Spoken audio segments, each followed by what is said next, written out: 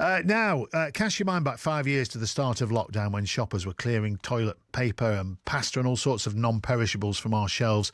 That uncertainty at the time led people to prepare for the worst. It's something, though, that preppers continue to do. Now, Mike joins us now. He's known as UK Urban Prepper, and he's huge on social media, prepping in case of an emergency.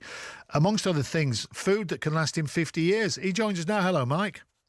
Hi, Tony. Thanks for having me on. You're very welcome. So, an urban prepper, what exactly are you up to?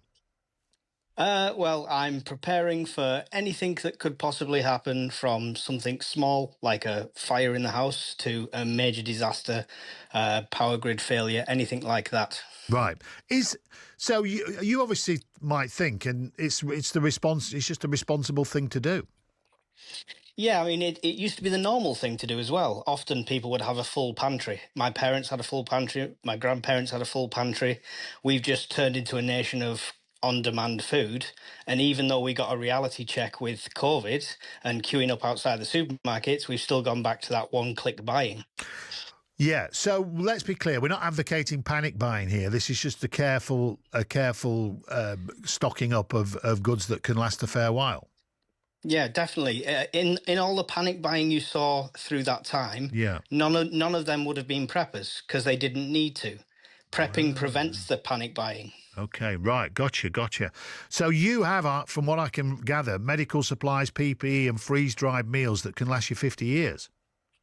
Yeah, I've got some freeze-dried and long-term storage like that. Generally just normal food that you would eat every day. I've got about 30 days worth for the family in the house, which is pretty normal, like doing a monthly shop almost. Yeah.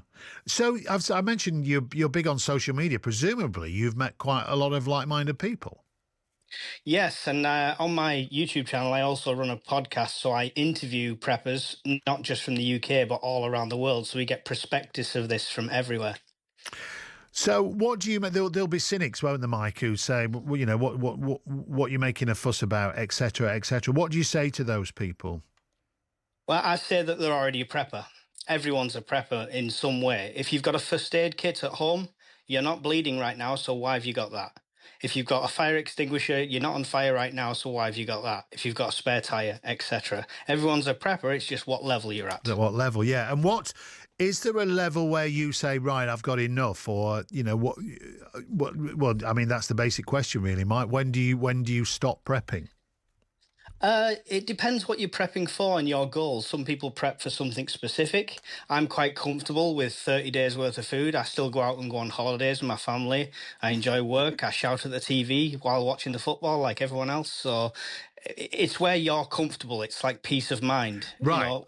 Yeah. So, I mean, we need to be clear about this. You're not sat there every evening under your dining table thinking the world's going to end. I've got one arm on the pantry door. You lead what we would all regard as a normal life. You've just got stocks in the house in case. Yes, definitely. And the only time I'm sat under the table like that is when Sunderland are playing. Yeah. So. Yeah. Well, okay. So are you surprised, Mike, when you find people who don't do this? Yes, but then they're surprised when I ask them, because the question I always get is, why do you prep? So you've got to give them a full answer. And I ask them why they don't.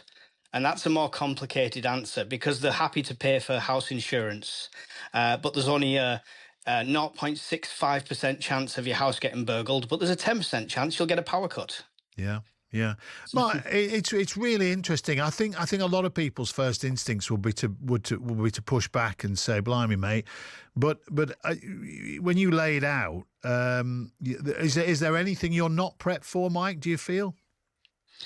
I mean, we've not gone to the extremes that you see some like of our US friends doing, where they've got bunkers in the garden and stuff like that. There's some stuff you just can't prepare for. But it's all based around the core of maintaining a quality of life. So if you can't get to the shops, can you still eat? Yeah. You know, if the power goes out, can you still warm your food? Can you still keep your kids warm? It's just important things like that. It's what prompted you to do this, Mike. Were you caught out by some event or other?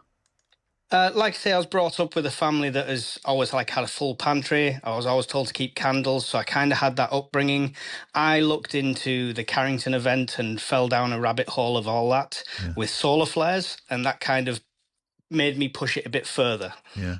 Well, look, we have all sorts of people listening to this show. I'll be really interested if there are other preppers out there listening to this with their perspective. Mike, good to talk to you. Thank you very much. Thank you.